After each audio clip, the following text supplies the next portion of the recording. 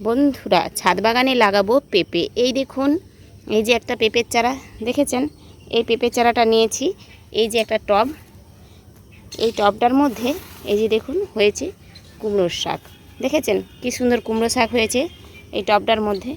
তাই এই কুমড়ো শাকটা তো কয়েকদিন থাকবে, বেশি দিন থাকবে না। এটাকে আমি সরিয়ে দিয়েই এইখানে যে লাগিয়েছিলাম দেখুন ড্রাগন, এরই মাঝখানে আমি এই পেঁপের চারাটি লাগাবো।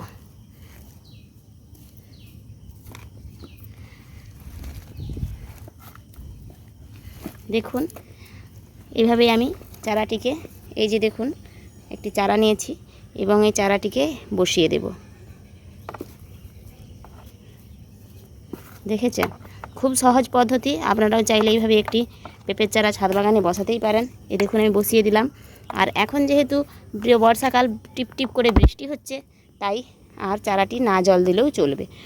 তবুও গাছ লাগিয়ে যেহেতু জল দিতে হয়, তাই আমি একটু অল্প তো জল দেবই। দেখুন এই যে একটা পেঁপে, এটা আমাদের গাছের একটা ছোট পেঁপে, দেখছি পেকে গেছে। এই পেঁপেটার এই দেখুন, এই যে ফাটিয়েছি, দেখুন পেঁপেগুলোর ভেতরেই দেখুন গাছ বেরিয়ে গেছে। দেখেছেন এই দেখুন, দেখুন এই যে পেঁপেগুলো দেখুন একদম এই দেখুন দানাগুলো আমি সরাচ্ছি। দেখুন পেঁপের গাছ এমনিতেই হয়ে যাবে। দেখেছেন, দেখুন কিছু বলার নেই। এই যে গাছগুলো দেখুন আপনারা সামনে থেকে, দেখুন কি সুন্দর গাছ আপনা হতেই বেরিয়ে গিয়েছে।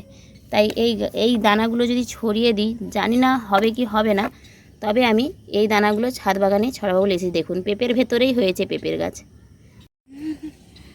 দেখুন গাছটিতে দিয়ে দিলাম একটু জল। ওই যে বললাম না, যেহেতু গাছ লাগিয়েছি সেহেতু আমি গাছে একটু অল্প পরিমাণে জল দেব।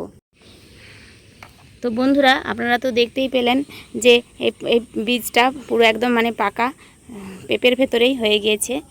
আর এটাকেই আমি এখন লাগিয়ে নেব। দেখুন কি সুন্দর বীজটা, পাকা একটা পেঁপে, তাতেই কিন্তু হয়ে গিয়েছে দেখুন গাছ। দেখেছেন ছোট্ট একটা পাকা পেঁপে, তার মধ্যেই যে কিভাবে গাছটা হয়ে গেল আমি কিছু বুঝতে পারছি না। দেখুন এভাবেই কি পাকা পেঁপেতেই হয় গাছ? দেখেছেন কি সুন্দর গাছটা হয়ে গিয়েছে। সত্যি এটা একটা অবাক করার মতো বিষয় যে এইভাবে পাকা পেঁপেতেই গাছ হয়। দেখুন আপনারা দেখলে নিশ্চয়ই বুঝতে পারবেন যে এরকম পাকা পেঁপেতে কীভাবে গাছ হয়। দেখুন আমিও সত্যি অবাক হয়ে গিয়েছি এরকম পেঁপের ভেতরেই পেঁপের গাছ দেখে। তো এখন আমি কি করব জানি না, এই পেঁপেটাকেই আমি ভাবছি এইভাবেই বসিয়ে দেব, যটা গাছ হবে। নইলে আমার তো ইচ্ছে ছিল এই পেঁপেগুলোকে কয়েকটা অন্যান্য টবে দেওয়ার। দেখি আমি এখানে টবগুলোতেও দিয়ে দিচ্ছি একটু একটু করে, জানি না গাছগুলো হবে কি হবে না। তবে এইভাবেই আমি, দেখুন এভাবেই আমি দিয়ে দিলাম। ওরা মাটিতে পড়লে কতটা কি হবে আমি তাও কিন্তু জানি না। এভাবেই এখন লাগিয়ে দিচ্ছি।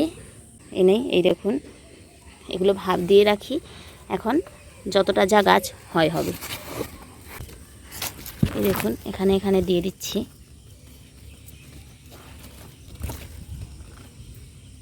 সত্যি আমারও কিন্তু জানা নেই যে এটা থেকে গাছটা হবে কি হবে না, এটা আমি কিন্তু নিজেও জানি না। এই দেখুন ছোট্ট গাছ, এই গাছগুলি তো বসিয়ে তো দিচ্ছি, কতটা কি হবে আমি নিজেও জানি না। থাক, এভাবেই থাক, আপাতত এভাবেই থাক। আর এই যে কুমড়োর গাছটা ছিল, এটা আবার আমি নামিয়ে দেব এবং এইভাবে তুলে দেবো উপর দিয়ে। আর গাছটিতে দিয়ে দেবো কিছুটা অল্প পরিমাণে জল।